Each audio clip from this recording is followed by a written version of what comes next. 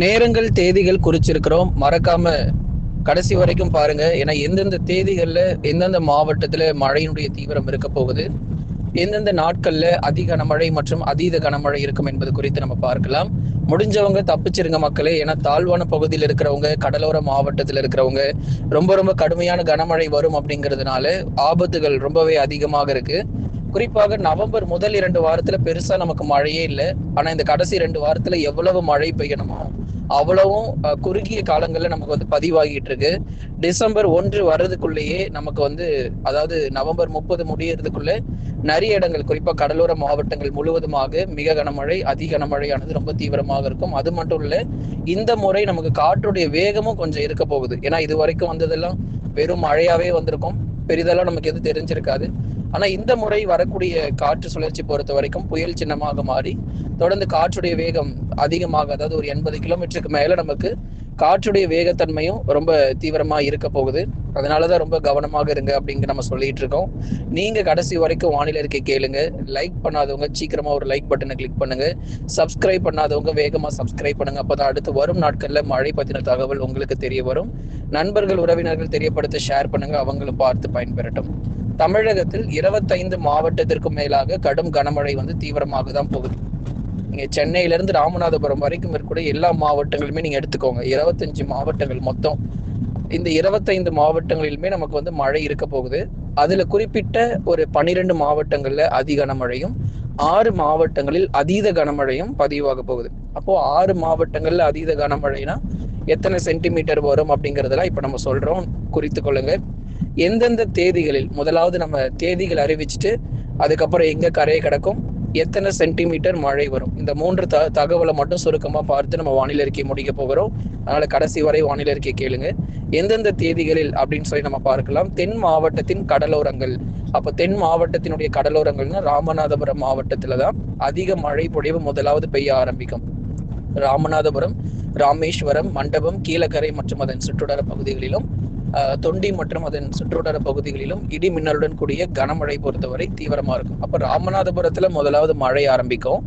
அதுக்கப்புறமா ராமநாதபுரத்துல மழை ஆரம்பிச்சதுக்கு பிறகு தொடர்ந்து மற்ற இடங்கள், அடுத்து புதுக்கோட்டையில மழை தொடங்கும். ரொம்ப தீவிரமான மழையா இருக்கும். இலுப்பூர், அறந்தாங்கி, அதுக்கப்புறம் பொன்னமராவதி மற்றும் அதன் சுற்றுவட்டார பகுதிகள், புதுக்கோட்டை மாவட்டத்துல இன்னும் பல்வேறு பகுதிகளில நமக்கு மழையினுடைய தீவிரம் அதிகரிக்கும்.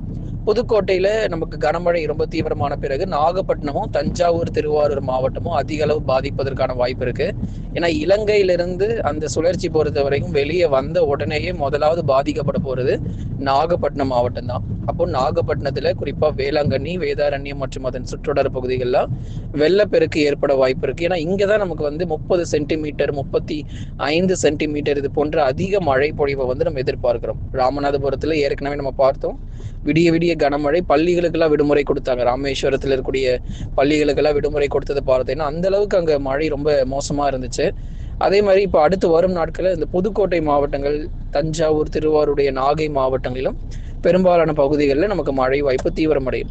அப்போ தென் மாவட்டத்தினுடைய கடலோரங்களும், டெல்டா மாவட்டங்களான மயிலாடுதுறை, நாகை, தஞ்சை, திருவாரூர், அரியலூர், பெரம்பலூர், திருச்சி மற்றும் புதுக்கோட்டை உள்ளிட்ட மாவட்டங்களில் தேதிகள், எந்த தேதிகள் அப்படின்னா 28, 29 இந்த 2 தேதியில தான் அதி கனமழையானது பதிவாக போகுது. ராமநாதபுரத்துல ஏற்கனவே நமக்கு மழை தொடங்கியாச்சு. மீதமுள்ள இந்த டெல்டா மாவட்டங்களில் 28, 29 ஆகிய தேதிகளிலும் அதி கனமழை பொறுத்த வரைக்கும் இருக்கும். 20 சென்டிமீட்டர் குறையாம நமக்கு மழை இருக்கு. சாதாரணமா 5 சென்டிமீட்டர் 6 சென்டிமீட்டர் வந்தாலே தண்ணீர் சூழ்ந்து காணப்படும். எங்க பார்த்தாலும் ஒரே வெள்ளப்பெருக்கு போல இருக்கும். ஆனா இப்போ நமக்கு 20 சென்டிமீட்டர் வர்றதுனால அங்க இருக்கக்கூடிய டெல்டா விவசாயிகள் ரொம்பவே எச்சரிக்கையா இருந்துக்கோங்க. ஏன்னா நிறைய பயிர்கள் சேதமடைய வாய்ப்புகள் இருக்கு. நிறைய நிலங்கள்ல தண்ணீர் சூழ்ந்து காணப்படும். டெல்டா மாவட்டங்களே வந்து பார்த்தீங்க அப்படின்னா நிறைய இடங்கள்ல தாழ்வான பகுதிகள்லாம் தண்ணீர் சூழ்ந்து காணப்படும்.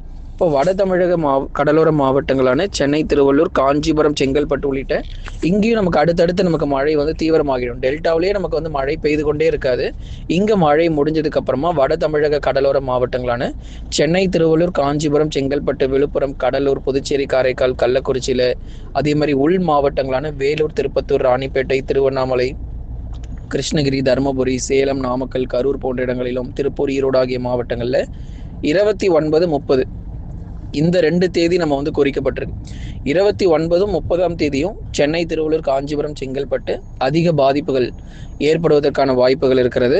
அதனால ரொம்ப கவனமாக இருக்கணும். எந்தெந்த இடங்கள்ல நமக்கு மழை ரொம்ப தீவிரமா இருக்கும் அப்படிங்கிறதெல்லாம் தொடர்ந்து உங்களுக்கு நம்ம அறிவிப்புகளில் கொடுத்துக்கிட்டு இருக்கோம்.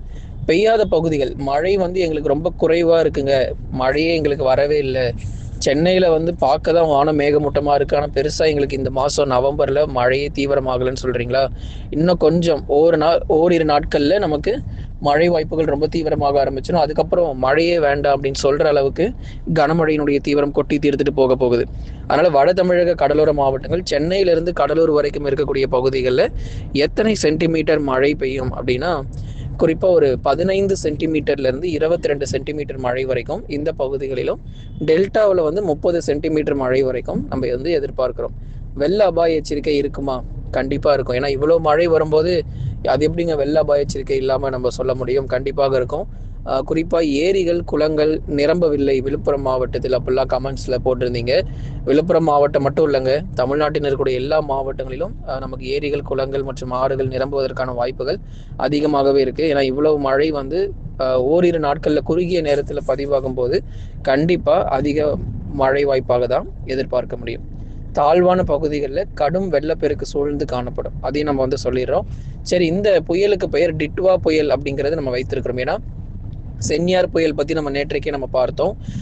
குறிப்பாக இந்த சென்யார் புயல் பொறுத்த வரைக்கும் ஜலசந்தி பகுதிகளில் உருவானதுனால, அங்கே புயல் உருவானதன் காரணமாக அதற்கு பெயர் சென்யாரும், தமிழகத்திற்கு நமக்கு வரக்கூடிய புயலுக்கு பெயர் டிட்வா புயல் அப்படிங்கிறதும் வைக்கப்படும். அதனால புயல் இன்னும் பேர் வைக்கலையேங்க அப்படின்னா, புயல் உருவானதுக்கு அப்புறம் தான் உங்களுக்கு பெயர் வைப்பாங்க. நம்ம முன்கூட்டியே உங்களுக்கு நம்ம தகவல் சொல்லிடுறோம். இந்த டிட்வா புயல் பொறுத்த வரைக்கும் செங்கல்பட்டு மாவட்டம் மகாபலிபுரம் அருகே கரை கடப்பதற்கான வாய்ப்புகள் இருக்கு. அப்போ செங்கல்பட்டு மாவட்டத்தினுடைய கடலோர பகுதிகள், இங்கே தான் ரொம்ப அதீத மழை பொழிவு ரொம்ப தீவிரமாக இருக்கும். மரக்காணம், மகாபலிபுரம், இந்த எல்லாமே இந்த பகுதிகள், அந்த ஈசிஆர் பகுதிகள் முழுவதுமாக அதிக மழையினுடைய தீவிரம் ரொம்ப அதிகமாக இருக்கும். செங்கல்பட்டு மாவட்டங்களை கரை கடக்கிறதுனால காஞ்சிபுரம், சென்னை, திருவள்ளூரிலும் அதீத மழை பதிவாகும். அதைத் தொடர்ந்து திருப்பதி உள்ளிட்ட தெற்கு ஆந்திர பகுதிகள், திருப்பதி, நெல்லூர், ஓங்கூல், விஜயவாடா உள்ளிட்ட தெற்கு ஆந்திர பகுதிகளிலும் இந்த புயல் சின்னம் காரணமாக அதீத கனமழை பொறுத்தவரை பதிவாக வாய்ப்பு இருக்கு. அதனால இந்த கடலோர ஒட்டியே அப்படியே முழுமையாக நமக்கு வந்து பயணிக்கிறதுனால நிறைய இடங்கள் நமக்கு மழை வந்து எதிர்பார்க்கலாம். இப்போ ஒரு இடத்துல மட்டும் கரை கடந்துச்சுன்னா அந்த இடத்துல மட்டும்தான் அதிக மழை பெய்யும். ஆனா இது அப்படியே கடலோரத்திலே பயணிக்கிறதுனால எல்லா மாவட்டங்களிலுமே, எல்லா பகுதிகளிலுமே தெற்கு ஆந்திரா முதற்கொண்டு மழை பொழிவுகள் அதிகமாக பதிவாகிறதுக்கான வாய்ப்பு இருக்கு. இதன் காரணமாக, இந்த டிட்வா புயல் காரணமாக உள் மாவட்டங்களான வேலூர், திருப்பத்தூர், ராணிப்பேட்டை, திருவண்ணாமலை மாவட்டத்தில் நீண்ட நாட்கள் மழை பற்றாக்குறை ஒரு முடிவுக்கு வரப்போகுதுங்க. ரொம்ப நாளாக வந்து மழையே சரியா இல்லை அப்படின்னு சொல்லியிருந்தீங்க. கடலோரத்திலே மழை இல்லை, அது எப்படி உள் மாவட்டங்களில் மழை வரும் அப்படின்னும் கமெண்ட்ஸ்ல எல்லாம் போட்டிருந்தீங்க. அதனால உள் மாவட்டங்களிலும் மழை வர வாய்ப்பு இருக்கு. இந்த புயல் சின்னம் காரணமாக வேலூர்ல ஆரம்பிச்சு சேலம் வரைக்குமே கூட நல்ல ஒரு மழை தீவிரம் எதிர்பார்க்கலாம். நீங்க நண்பர்களே மறக்காம ஒரு லைக் பண்ணுங்க, சப்ஸ்கிரைப் பண்ணி தொடர்ந்து சப்போர்ட் பண்ணுங்க. துல்லியமான வானிலை அறிக்கையும் பெற்றுக்கொள்ளுங்க.